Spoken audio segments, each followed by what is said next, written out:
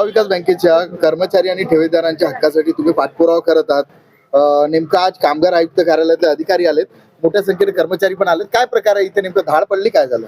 हो, नोव्हेंबर 2022 ला त्या ठिकाणी बँकचा परवाना RBI रद्द केला असं सांगून त्या ठिकाणी शासनानं एक लिक्विडिटर दादाभाऊ काळे म्हणून नियुक्त केले।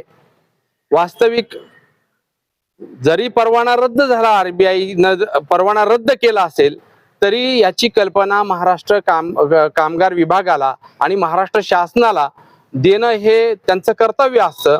आणि कर्मचाऱ्यांना लिक्विडिटरला कुठल्या काढता येत नाही कामावरून आणि क्लोजर पण करता येत नाही, लायसन रद्द झालेलं आहे। पण अशा परिस्थितीमध्ये शासनाची परवानगी न घेता या लिक्विडिटरनी नोव्हेंबर 2022 ला या सर्व कर्मचाऱ्यांना कामावरून काढून टाकलं।